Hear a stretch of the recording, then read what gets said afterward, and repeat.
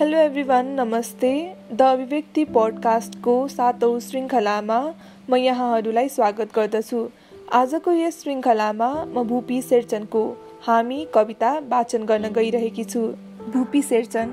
हामी जतिसुकै माथि उठौँ, जतिसुकै यताउति दगुरौँ, जतिसुकै ठुलो स्वरमा गर्छौँ, तर हामी फगत पानीको थोपा हौँ, पानीका निर्बलिया थोपा, जो सूर्यद्वारा माथि उचालिन्छौँ र बादल बन्छौँ, हावाको इसारामा यताउति दगुर्छौँ र आफूलाई गतिशील भन्ठान्छौँ। अनि एकचोटि माथि पुगेपछि हामी आफ्नो धरतीलाई बिर्सन्छौँ र आफ्नो धरतीलाई, खोलालाई, बगरलाई उपेक्षापूर्वक पालिएका कुकुर, झ्यालबाट गल्लीका कुकुरहरूलाई हेरेर भुकेझै हामी भुक्दछौँ र आफ्नो कुकुर भुकाइलाई गर्जन भन्ठान्छौँ।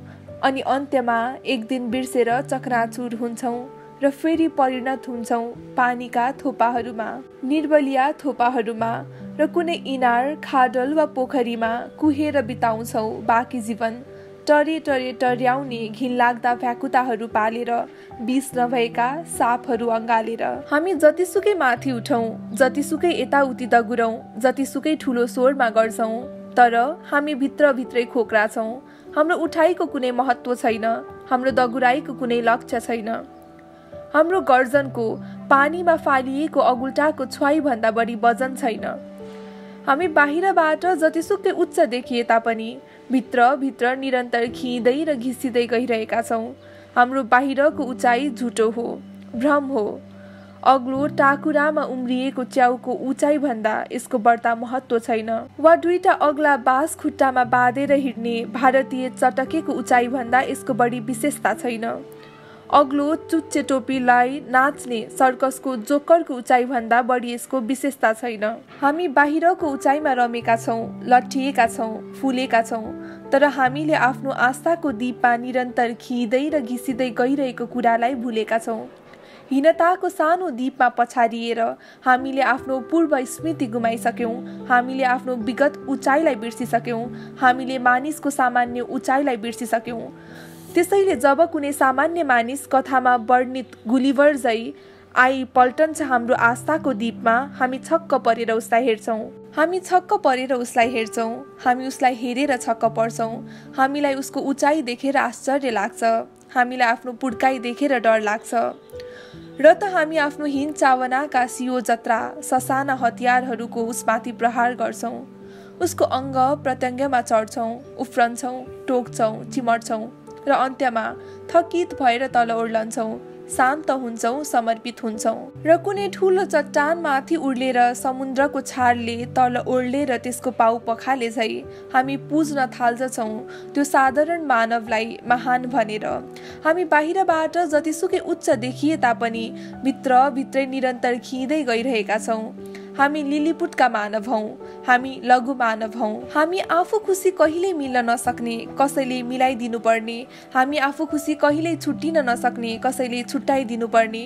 हामी आफू खुसी कहिल्यै अगाडि बढ्न नसक्ने, कसैले पछाडिबाट हिँडाउनु पर्ने।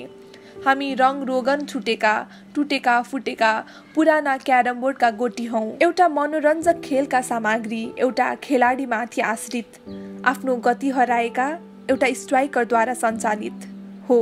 हामी मानिस कम र बढ्ता गोटी हौँ। हामी वीर छौँ तर बुद्धु छौँ। हामी बुद्धु छौँ र त हामी वीर छौँ।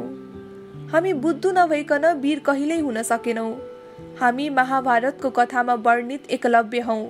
प्रत्येक पिँढीको द्रोणाचार्यले हामीलाई उपेक्षा गर्छ, इन्कार गर्छ, हाम्रो योग्यतालाई, शक्तिलाई र अस्तित्वलाई। तर हामी तिनै द्रोणाचार्यको मूर्ति बनाउँछौँ आफ्नो झुप्रो अगाडि, त्यसलाई पुज्छौँ, ढोग्छौँ, निरन्तर धनुविद्याको अभ्यास गर्छौँ र द्रोणाचार्यका अन्य कुलीन चेलाहरूभन्दा बढी कुशलता प्राप्त गर्छौँ। तर हाम्रो कुशलतादेखि आश्चर्यचकित र भयभीत भई प्रत्येक पिँढीमा द्रोणाचार्य हामी कहाँ आउँछ र गुरु दक्षिणा माग्छ, र हामी सहर्ष उसको इसारामा आफ्नो बुढी औँला काटेर उसलाई भेटिदिन्छौँ, आफ्नो अस्तित्व मेटेर उसलाई समर्पित गर्छौँ र मक्ख पर्छौँ आफ्नो गुरुभक्तिमाथि, आफ्नो आत्मशक्तिमाथि। त्यसैले हामी वीर त छौँ तर बुद्धु छौँ।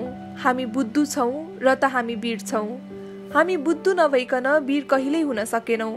हामी कसैको मूर्ति स्थापना नगरिकन वीर कहिल्यै हुन सकेनौँ। हामी पाइतला हौँ, केवल पाइतला र फगत पाइतला।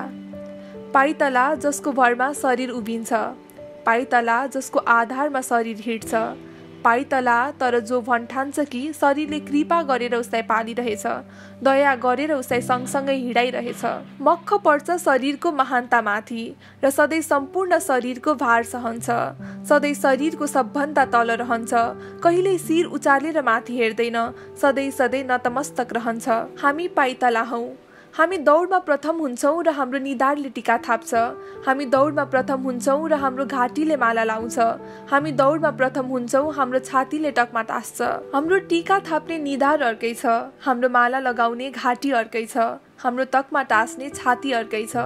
हामी त फगत कसैको इसारामा टेक्ने, हिँड्ने र दकुर्ने पाइतला हौँ, केवल पाइतला र फगत पाइतला। हामी केही पनि होइनौँ र सायद त्यसैले केही हौँ कि हामी कतै पनि केही पनि छैनौँ र सायद त्यसैले कतै केही छौँ कि हामी बाँचिरहेका छैनौँ तर सायद त्यसैले पो बाँचेका छौँ कि। त्यसैले आओ ए शून्य पूजकहरू, हामी सब मिलेर ढोगौँ यो रिक्ततालाई, हाम्रो अस्तित्वको यो देवतालाई, हाम्रो अस्तित्वको यो देवतालाई।